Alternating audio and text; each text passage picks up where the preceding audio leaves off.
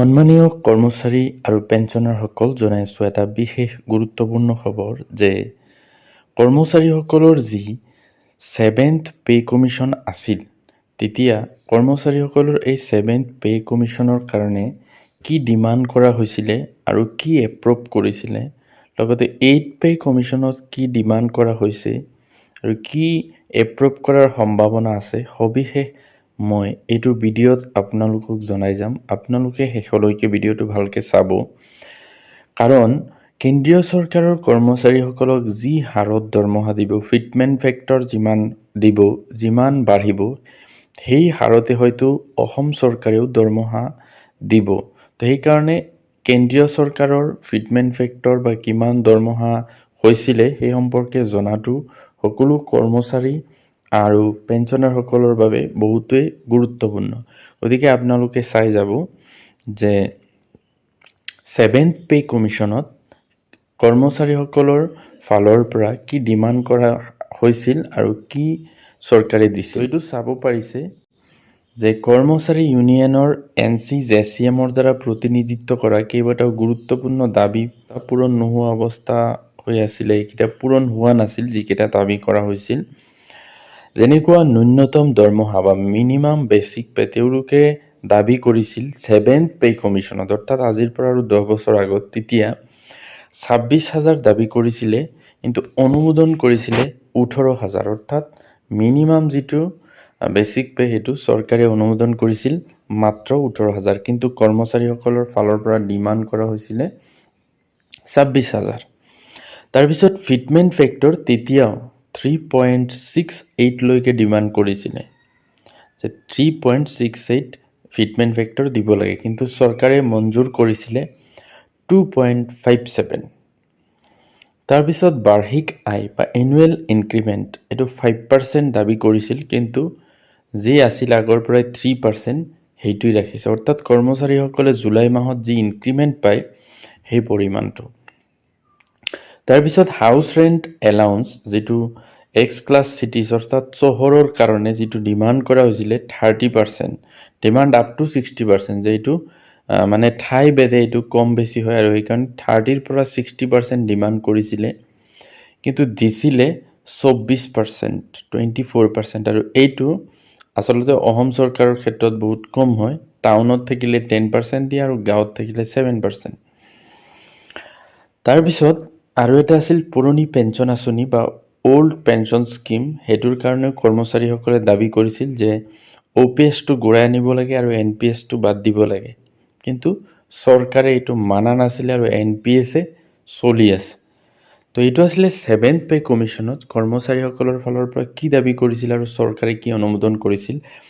এতিয়া আপোনালোকক দেখুৱাম যে 8th পে কমিশ্যনত চৰকাৰলৈ কি কি দাবী আগবঢ়াইছে আৰু সম্ভাৱনা কি আছে পোৱাৰ। তো এতিয়া চাওক, তো এইটো চাব পাৰিছে যে 8th পে কমিশ্যনৰ কি 8th পে কমিশ্যন ডিমাণ্ডছ, অৰ্থাৎ এইকেইটা মূল বস্তুৰ ওপৰত ডিমাণ্ড কৰা হৈছে।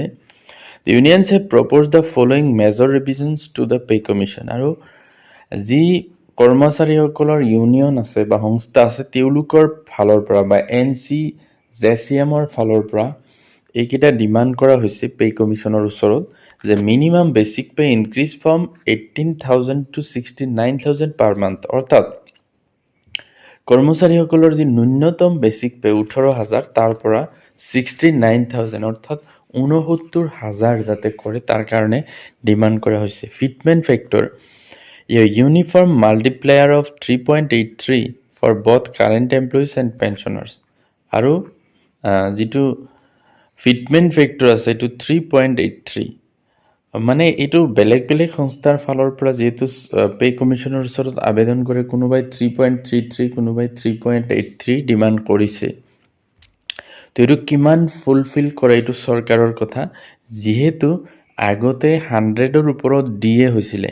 তো তেতিয়া আচলতে 7th পে কমিশ্যনত কৰ্মচাৰীসকলৰ ইউনিয়নৰ ফালে এইটো ডিমাণ্ড কৰা হৈছিলে যাতে ডিএটো মাৰ্জ কৰি দিয়ে বেচিক পেৰ লগত।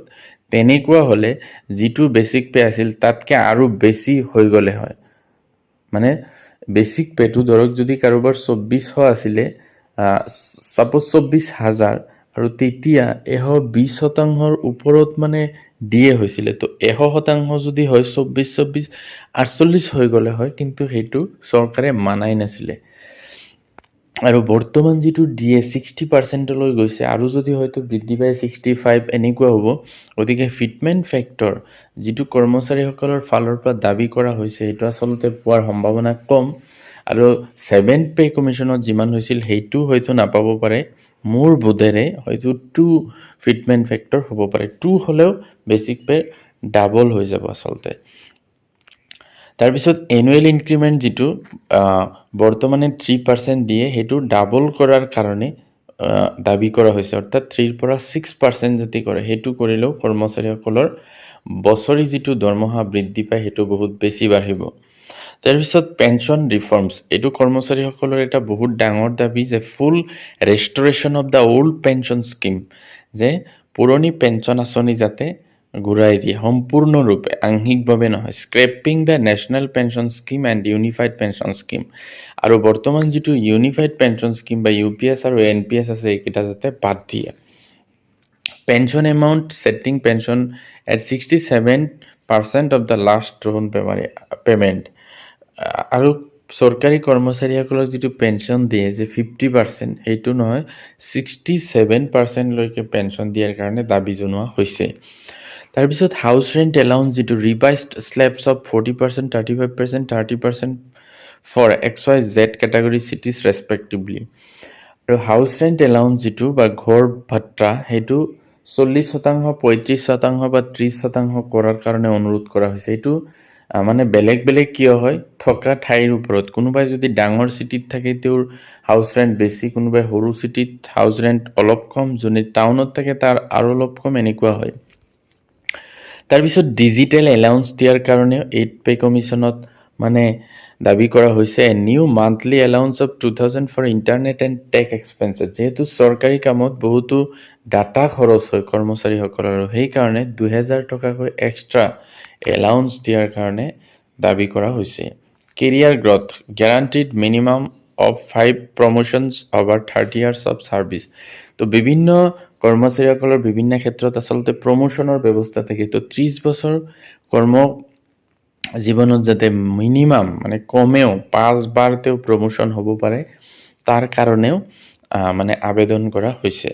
তাৰপিছত retirement benefits increasing the gratuity limit to 50 lakh up from the current 25 lakh.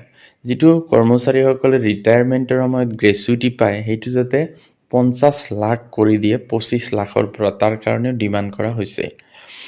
তাৰপিছত memorandum deadline, the commission has extended the deadline for stakeholders to submit feedback memorandums to May 31st, 2026। আৰু যাতে যিসকলে মানে 8th pay কমিশ্যনৰ যিটো committee গঠন কৰি দিছে, তেওঁলোকে যাতে মেমৰেণ্ডামটো 31 মে'ৰ আগতে দিয়ে, তাৰ কাৰণে দাবী জনোৱা হৈছে। তাৰপিছত ইমপ্লিমেণ্টেশ্যন ডেট, অৰ্থাৎ এইটো কেতিয়াৰ পৰা কাৰ্যকৰী হ'ব। While the effective date for the new pay scales is technically January 1, 2026, actual implementation is expected in mid-2027 after the report is submitted, expected May 2027. অৰ্থাৎ এই যিটো 8th পে কমিশ্যন আছে, তেওঁলোক এইটো যিহেতু জানুৱাৰী 1, 2026 পৰাই কাৰ্যকৰী হ'ব। গতিকে ইয়াৰ যিটো মানে চৰকাৰী কৰ্মচাৰীসকলে পোৱাৰ তাৰিখ, সেইটো আচলতে 2027 চনৰ মধ্যভাগত হ'ব লাগে, বা মে' 2027ৰ পৰা যাতে কৰ্মচাৰীসকলে পায়, তাৰ কাৰণে দাবী জনোৱা হৈছে। তো এইখিনি আচলতে আছিলে কৰ্মচাৰীসকলৰ 8th পে কমিশ্যন সংক্ৰান্তীয় দাবী। তো যিখিনি ইয়াত দিছে, এইখিনি যদি ফুলফিল হয়, কৰ্মচাৰীসকল যথেষ্ট উপকৃত হ'ব। তো ভিডিঅ'টো যদি ভাল লাগে লাইক কৰিব, আৰু এনেকুৱা ইনফৰ্মেটিভ ভিডিঅ' আগলৈ পাই থাকিবলৈ মোৰ চেনেলটো ছাবস্ক্ৰাইব কৰি থ'ব। Thank U.